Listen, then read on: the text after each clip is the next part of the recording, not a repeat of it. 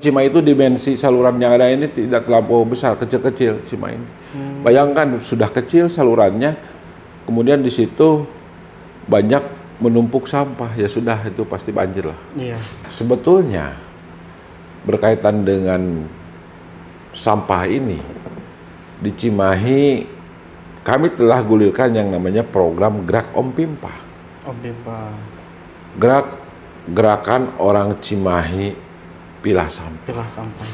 Andai masyarakat Cimahi ini bisa memahami bahwa sampah ini adalah sesuatu yang sebenarnya bisa kita olah. Ya, bila memungkinkan yang dibuang ke TPA ini adalah sampah yang merupakan residu.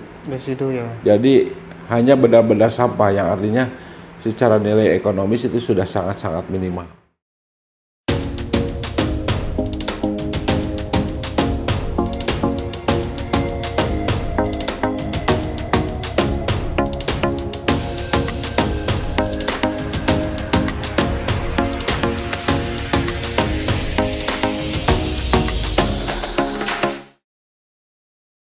Assalamualaikum warahmatullahi wabarakatuh. Sampurasun wargi Jabar. Kali ini saya Erwin sedang berada di kantor pemerintahan Kota Cimahi. Nah, kali ini saya langsung eksklusif wawancara Pak Wali Kota Cimahi, Pak Dik Suratno Nugrahawan. Ya. Sehat, Pak? Alhamdulillah. Alhamdulillah. Beliau tuh sosok figur tokoh yang mampu merealisasikan program-program dalam 1 tahun terakhir ya, Pak? Insya Allah. Insya Allah, dan banyak capaian-capaian yang beliau teroleh di masa kepemimpinannya. Pak, mengenai Kota Cimahi, apa sih terobosan yang Bapak buat di masa jabatan Bapak itu? Ya. Jadi kaitan dengan tugas saya sebagai penjabat wali kota, ada beberapa kebijakan program yang insya Allah ini menjadi hal yang baik untuk masyarakat. Pertama, berkaitan dengan bagaimana pelayanan dasar ini dapat berjalan dengan baik dan lancar. Yang kedua, menyangkut program-program yang berkaitan dengan upaya pemberdayaan masyarakat. Dan yang ketiga, berkaitan dengan penataan wajah kota. Nah, ini hal yang kami lakukan dengan harapan Cimahi ini dapat tetap bergerak ke arah yang lebih baik.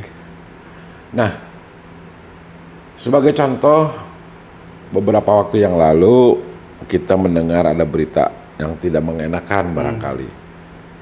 Kita mendengar TPA Sarimukti mengalami kebakaran. Tentu ini akan menghambat proses pembuangan sampah. Nah, sebetulnya berkaitan dengan sampah ini di Cimahi kami telah gulirkan yang namanya program Gerak Om Pimpa. Om Pimpa. Gerakan orang Cimahi pilah sampah. Pilah sampah. Dan itu jauh-jauh hari sebelum terjadinya bencana kebakaran di TPA Sarimukti.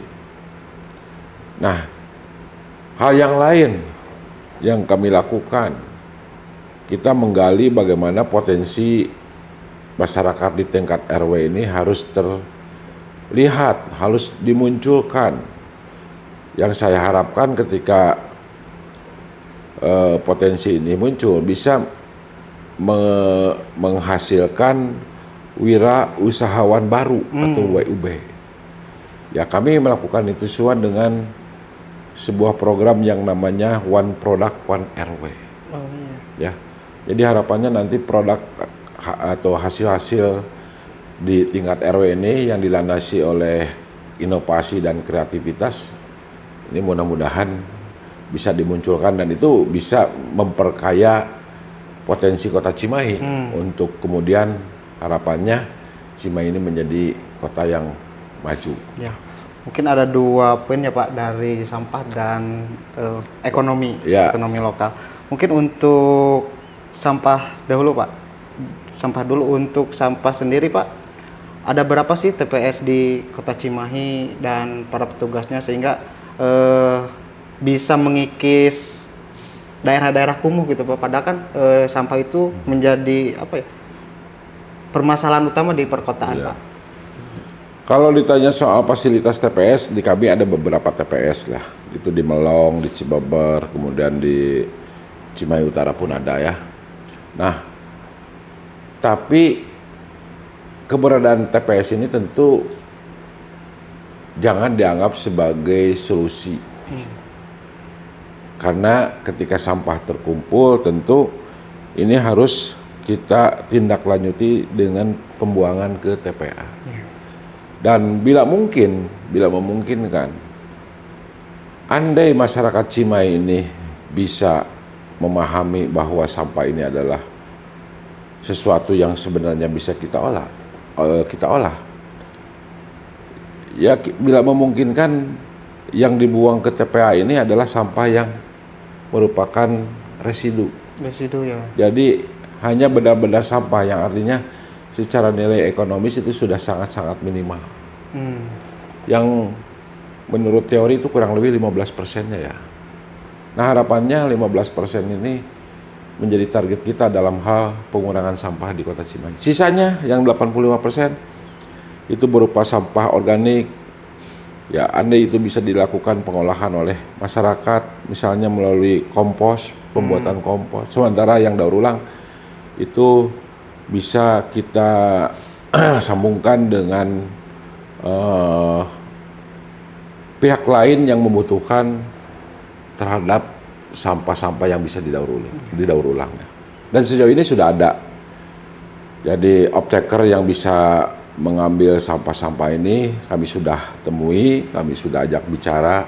Pada dasarnya nggak ada masalah karena mereka ini memiliki kemampuan daya tampung yang cukup besar, kurang lebih bisa sampai 1.000 ton per hari. Ya. Sosialisasi apa Pak yang dilakukan Pemkot Cimahi kepada masyarakat supaya sadar terhadap lingkungan dan sampah? Ya, selain dengan media yang ada, kita juga melakukan himbauan-himbauan dengan cara-cara konservatif ya. Entah itu spanduk ataupun bentuk-bentuk media yang lainnya. Nah, kemudian yang kami lakukan juga bagaimana untuk bisa memberikan pemahaman terkait dengan sampah kepada masyarakat ini. Kami menerjunkan para pejabat eselon 4 atau setingkat dengan itu untuk menjadi pendamping dari RW-RW yang ada di Kota Cimahi. Konsepnya 1 RW 1 orang pendamping, yang mana pendamping ini yang akan memberikan advice atau memberikan hal-hal yang diperlukan terkait dengan masyarakat untuk melakukan perubahan perilakunya ataupun paradigmanya terhadap sampah ini. Ketika sampah Pak berdampak terhadap banjir juga Pak? Ya sudah pasti, karena banjir ini kan salah satu penyebabnya adalah bertumpuknya sampah di saluran. Ya. Apalagi kalau di Cimahi itu dimensi saluran yang ada ini tidak terlampau besar, kecil-kecil Cimahi ini. Bayangkan sudah kecil salurannya, kemudian di situ banyak menumpuk sampah, ya sudah itu pasti banjir lah. Iya. Ada berapa titik tuh Pak? Ya, ada berapa titik? Kalau untuk titik-titik banjir sebetulnya hampir di semua kawasan ada kecenderungan mengalami banjir. Tapi beberapa waktu yang lalu kami sudah melakukan upaya-upaya pembersihan saluran lingkungan melalui padat karya gitu ya. Dan apalagi sekarang sudah memasuki musim kemarau. Ini mudah-mudahan banjir yang ada di Kota Cimahi ini sangat jauh berkurang. Memang untuk kawasan Melong ini agak sulit karena kita memerlukan proses penyelesaiannya dengan melibatkan pihak-pihak lain, dalam hal ini pihak Kabupaten Bandung, kemudian pihak pemerintah provinsi dan juga Kota Bandung. Selain sampah berdampak terhadap banjir juga Pak, terhadap tata kota apa nih Pak? Ya itu sudah pasti, kita masa di koridor wajah kota lah atau koridor utama menumpuk sampah. Pemandangan rusak, kita juga mencium bau tak sedap, itu pastilah. Dan katanya setelah Bapak menjabat menjadi PJ Wali Kota Bandung bisa Wali Kota Cimahi bisa menekan angka daerah kumuh Pak di Cimahi. Ya, kita ada program-program yang dijalankan untuk mengatasi kekumuhan ini, antara lain dengan penerapan atau implementasi rumah tidak layak huni. Melalui program rumah tidak layak huni ini, kami lakukan rehabilitasi terhadap rumah-rumah yang secara kriterianya memang perlu dibantu oleh pemerintah kota. Kita lakukan itu. Nah, bagaimana kita mencari solusi untuk menanggulangi kekumuhan? Antara lain juga bagaimana kita mendorong agar investasi masuk. Iya. Bahwa berkaitan dengan investasi ini bukan hanya sekedar urusan ketenaga kerjaan, bukan juga sekedar urusan ekonomi, tapi kalau bisa itu juga termasuk dalam upaya atau strategi kita dalam melakukan penataan wayah kota atau penataan kota, antara lain juga dengan penanggulangan kawasan kumuh. Andai sebuah investasi masuk di situ, sudah pasti di situ akan terjadi perubahan lingkungan di sana. Nah, ini yang kita arahkan, semoga ketika investasi hadir ini, lingkungan di masyarakat ini juga mengalami dampak yang cukup positif dengan adanya perbaikan-perbaikan. Untuk investasi sendiri ada Pak di Cimahi? Banyak? Ya ada, alhamdulillah berdasarkan informasi yang kami terima dari Dinas Perizinan di Cimahi ini, kurang lebih kita bulan yang lalu kalau tidak salah sudah mencatatkan sekitar 7 triliun masuk di Cimahi. Ya, kami juga masih harus mendalami 7 triliun itu untuk investasi seperti apa. Tapi yang jelas angka itu kami dapatkan dari hasil perhitungan, entah itu dilakukan oleh Pemprov maupun oleh pihak BPS barangkali. Saya juga belum betul-betul paham tentang itu ya. Pak, ingin mengetahui soal poin yang kedua Pak, kalau di pemerintah provinsi itu ada OPOP, One Pesantren One Product, dan tadi Bapak bilang bahwa di Kota Cimahi itu ada OPOR, One Pesantren One RW gitu. Nah, pemberdayaannya itu seperti apa sih Pak? Oke, jadi sekali lagi kita bicara One Product One RW, bahwa kita harapkan Cimahi ini dapat memunculkan potensi-potensi yang ada di masyarakat kita. Ya, bagaimana kita melakukan pemberdayaannya? Tentu dengan pendekatan-pendekatan. Bahwa dengan One Product One RW ini, dari pemerintah kota melakukan semacam pembinaan kepada para RW, dalam hal ini melalui kelurahan, untuk mendorong pada RW ini sehingga memberi ruang ataupun kesempatan kepada warganya yang memang memiliki inovasi ataupun kreativitas. Nah, kami lakukan ini secara kontinu. Jadi pembinaan dilakukan dari mulai tingkat kelurahan juga sampai kepada tingkat dinas. Nah, memang untuk tahap awal ini kami belum lakukan secara sepenuhnya. Kita saat ini dengan One Product One RW ini, harapannya yang penting bermunculan inovasi dan kreativitas masyarakat. Adapun nanti yang lebih tajam setelah kami melakukan evaluasi, produk mana yang memang bisa kita angkat sebagai unggulan Kota Cimahi. Nah, dari situlah kemudian kami akan lakukan nanti semacam pendampingan sehingga pemberdayaan terhadap UMKM ini bisa berjalan dengan baik. Ya. Dan kami juga mohon maaf, melalui One Product One RW ini kita bantu masyarakat melalui pihak-pihak kelurahan. Karena itu Pak, bagian sebuah program bagian dari pemulihan ekonomi juga ya Pak. Waktu pandemi ketika masyarakat terjepit, pemerintah Kota Cimahi dengan inovasinya mengeluarkan sebuah terobosan OPOR itu ya Pak. Untuk produknya Pak, udah sampai mana atau ada berapa? Sudah sampai kepada evaluasi ya. Di Cimahi Tengah sudah, Cimahi Utara juga kalau tidak sudah, Selatan sudah, cuma kalau Selatan punya cara evaluasi yang berbeda barangkali. Tapi itu intinya semua sudah.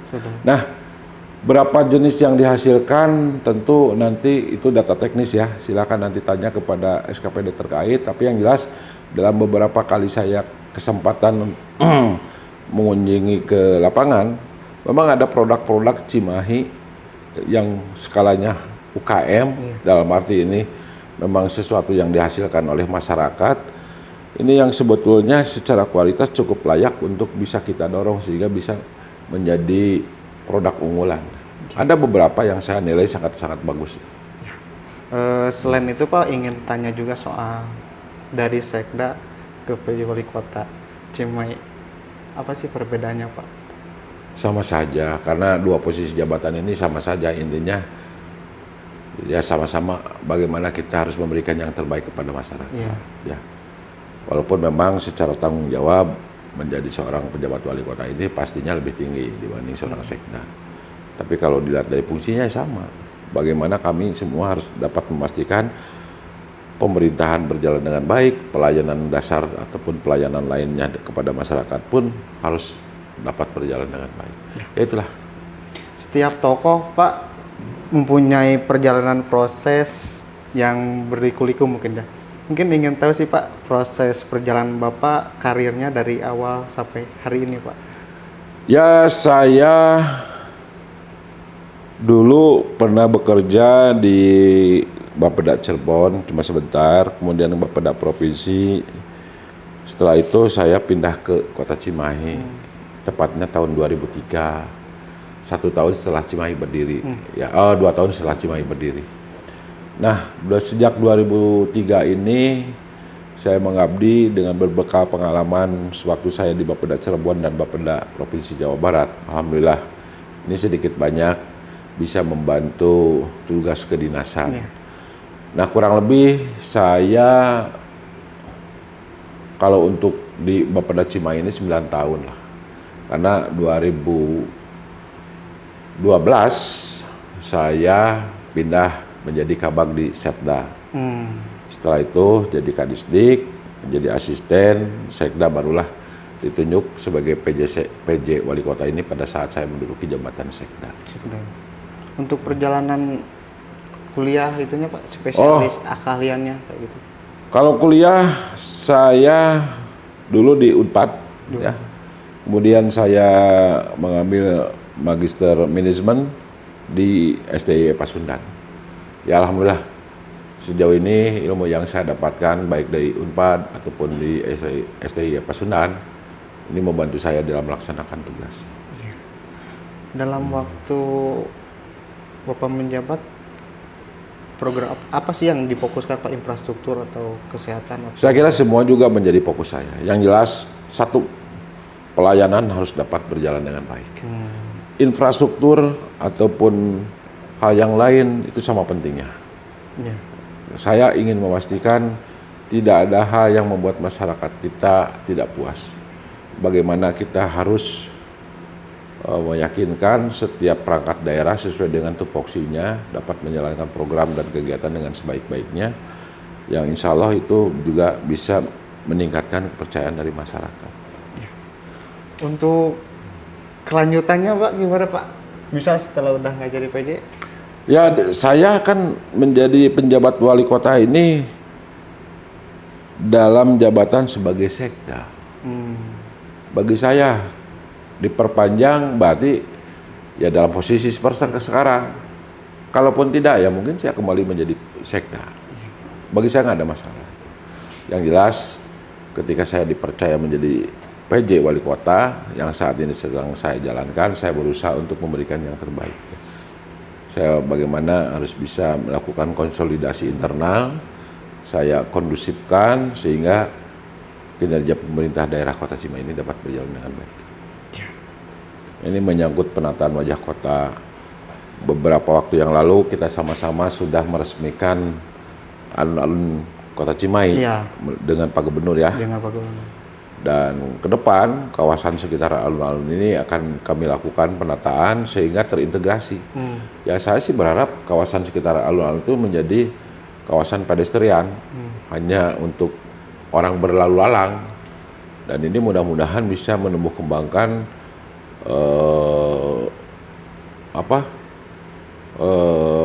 pusat-pusat bisnis yang ada di situ lah, atau pertokoan yang ada di situ. Orang datang ke sana menikmati suasana, kemudian juga sekaligus berbelanja. Saya kira itu hal yang baik ya. Ya kita akan coba lakukan ini setelah alun-alun ini kita perbaiki. Insya Allah kalau ada rezekinya kita kenapa tidak? Misalnya di tahun depan. Ya. Bisa. Tapi udah dimasukkan ke 2023. Insya Allah itu sudah masuk ya. Udah ya Pak. Untuk penataan PKL sendiri Pak gimana Pak setelah adanya peresmian alun-alun itu Pak? Ya memang harus PKL ini juga harus kita atur. Jadi kita tidak bermaksud mematikan hak mereka untuk berusaha, tapi atas nama kepentingan masyarakat, keberadaan PKL ini harus lebih ditata sehingga ya harus sama-sama saling diuntungkan lah. Masyarakat diuntungkan, artinya tidak terganggu pada saat mereka menikmati ruang publik. Begitupun para PKL ini dapat menjalankan usahanya juga dengan nyaman. Nanti kita cari solusi, karena ada beberapa tempat yang seharusnya bisa menjadi alternatif penyelesaian adanya PKL ini. Seperti halnya di pasar atas, hanya memang ini perlu waktu lah, ya, untuk menempatkan para PKL ini masuk ke pasar atas, karena ada space di pasar atas yang masih belum dapat diisi oleh para pedagang.